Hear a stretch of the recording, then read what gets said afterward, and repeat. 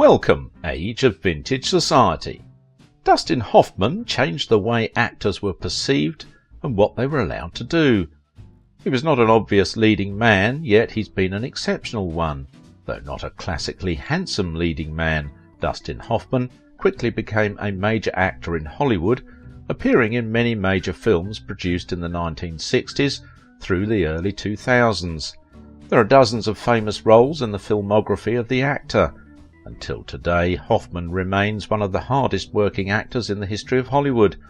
By the way, he thoroughly studies every detail of the character and helps colleagues understand the psychology of each hero while shooting films. Why Dustin Hoffman seemed to be mentally retarded. Make sure to watch the video until the end and leave your thoughts in the comments. If you are new here, join our wonderful community by subscribing to the Age of Vintage channel. If a visitor from another planet were to stumble on a trove of American movies, he might wonder at the tireless troupe of actors who have portrayed a full spectrum of humanity, including everything from a pathetic homeless bum to a dashing Manhattan single, a popular soap opera diva on television, and a down-on-his-luck singer in Ishtar, an innocent named Benjamin, just out of college and about to be seduced, a 120-year-old Native American about to die, a young divorced parent, an autistic savant, a Washington Post reporter going after the Watergate cover-up story, and a Columbia graduate student with the Germans after him. Meyer Lansky, Lenny Bruce, Willy Loman, and even Shakespeare's Shylock, plus Captain Hook for good measure. The idea that a single person could portray all these roles is of course too much, yet that is only a fraction of Dustin Hoffman's body of work, perhaps the most versatile, iconoclastic and surprising of American actors. Dustin Hoffman's commitment to the roles he plays makes him a Hollywood powerhouse. I grew up thinking a movie star had to be like Rock Hudson or Tab Hunter, recalled Hoffman. Certainly nobody in any way like me. The thing was, there was nobody like him. There never will be. From the moment he both exploded and embodied 1960s consciousness as Benjamin Braddock in Mike Nichols's The Graduate, Dustin Hoffman has never ever taken the obvious path.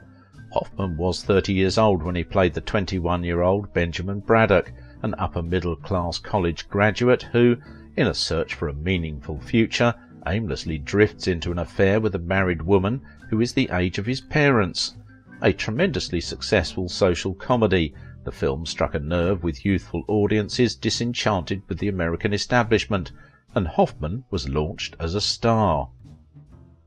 Think of the progression of his early career alone, from the melancholy alienation of The Graduate and the desperate sadness of Midnight Cowboy, the existential tension of the everyday and the underrated John and Mary, the decrepit hero of Little Big Man, the doomed prisoner in Papillon, and the fast-talking proto-Lothario in the loopy and wonderful Alfredo Alfredo. Could any one of these roles have hinted at the next? What followed was, if anything, more dazzling. Of course, Hoffman seemed wrong, too young to star on Broadway in either Death of a Salesman or The Merchant of Venice, but he conquered both, adding to our collective cultural knowledge of two of drama's immortal creations, and expanding the possibilities of theatre itself. On screen it would have seemed madness to put this man in comedies, and yet the peals of laughter in Alfredo Alfredo, Hook, Meet the Fockers, and I Heart Huckabees linger long after the lights come up.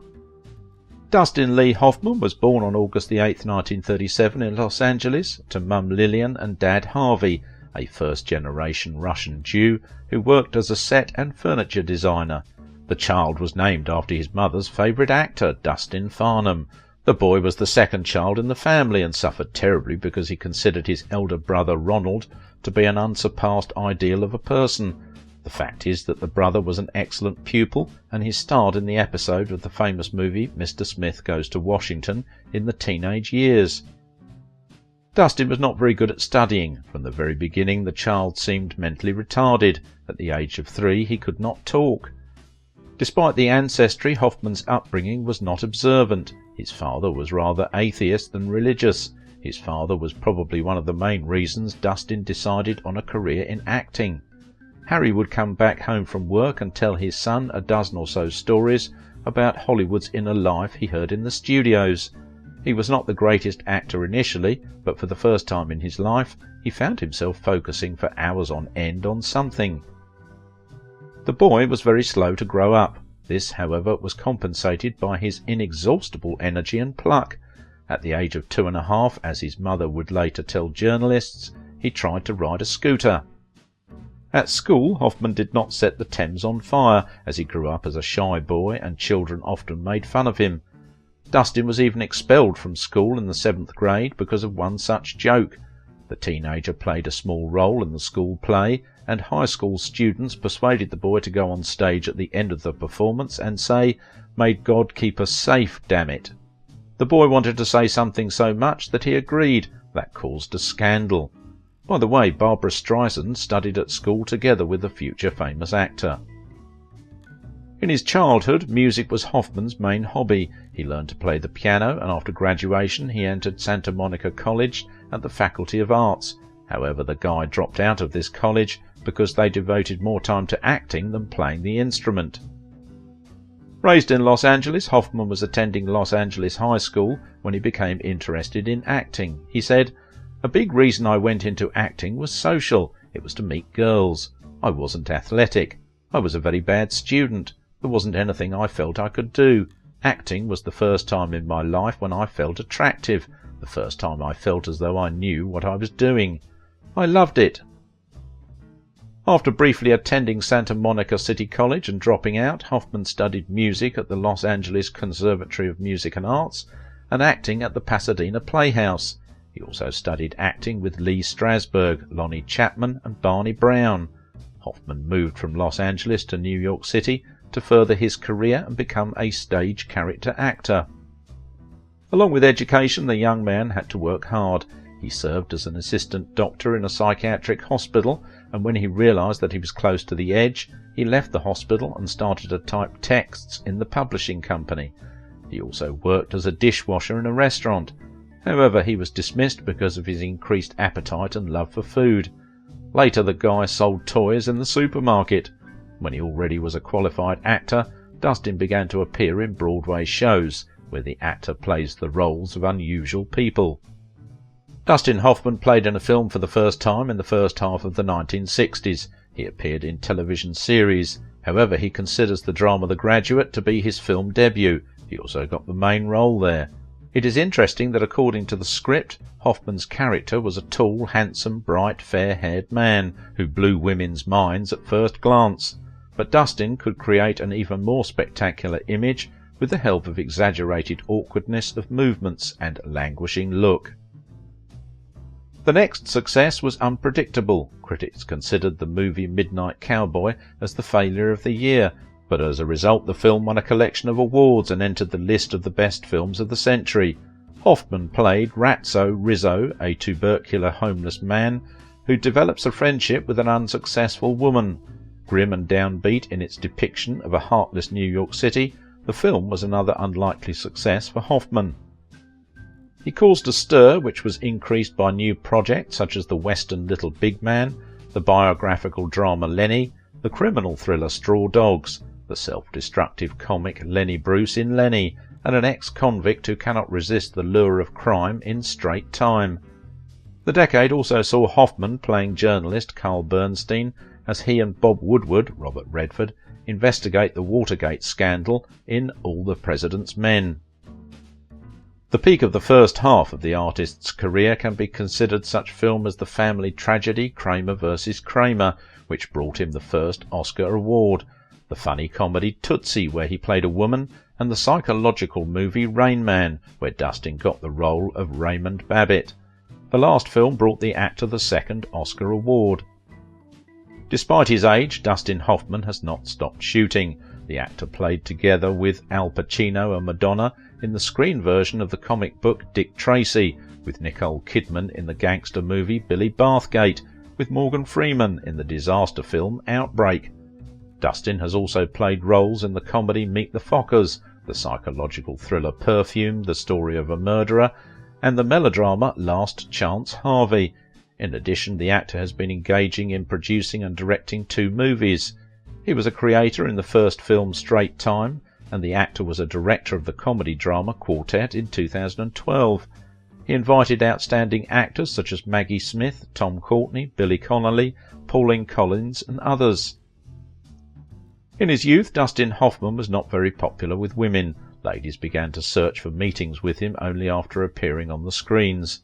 The actor had a love affair with the German model of Russian origin Vera von Lendorf and with American singer Betty Kelly for some time. In 1969, Hoffman married ballerina Anne Byrne and adopted a child from her previous marriage, Karina. The couple also had a daughter, Jenna. After 6 years of marriage, Anne, who left the stage for a while, suddenly resumed her dancing career, which made Dustin give up some interesting scripts because he had to sit with the children. As a result, the family had conflicts, and in 1980 they divorced. A week later, the actor married again. His new choice was a lawyer and businesswoman, Lisa Gottsagen, with whom Hoffman secretly dated for less than a year. The couple has lived together since then, and they have 4 children, sons Jacob and Maxwell, and daughters Rebecca and Alexandra. There is a legend in the family of Dustin and Lisa. When the parents of the woman married, Hoffman attended that wedding as a guest musician and played the piano. Since his wife's mother was already pregnant, Lisa jokes that she heard her husband's music long before she saw Dustin many years later. In April 2012, Dustin saved the life of a young lawyer, Sam Dempster. The guy was jogging in the park, where at that moment Hoffman was walking. Sam suddenly suffered a cardiac arrest. The actor immediately called the doctors. They took the lawyer to the hospital and saved him. Dempster said later that he was grateful to the actor for saving his life. The same year, the actor underwent surgery to remove cancerous cells. Doctors diagnosed the disease in the early stages, so doctors did everything on time and without any consequences. From naturalism to outrageousness, whatever works and works well, that is the variety that informs this extraordinary career. He challenged the borders of that manhood and the meaning of humanity in the comedy Tootsie, copping another Golden Globe. Rain Man, where he played an autistic brother to Tom Cruise in his own finest role, brought Hoffman both the Oscar and the Golden Globe. Not unlike Hoffman's earlier roles, Rain Man's Raymond Babbitt is a difficult character to embrace because of his emotionless nature, but the actor elicits just the right amount of sympathy from an audience.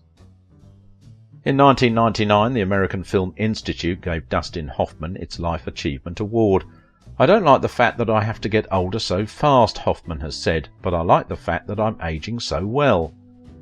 Hoffman boasted a film career that spanned more than 4 decades and consistently delved into new creative territory, validating his status as one of the most gifted actors of his generation or any other. In 2012, at the age of 75, Hoffman made his debut as a film director with Quartet, an ensemble comedy about former opera singers residing in an English retirement home. That same year, he was named a Kennedy Center honoree.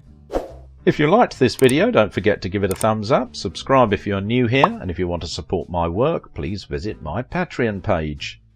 Dustin Hoffman became a Hollywood legend. He defined a new chapter in actors' careers.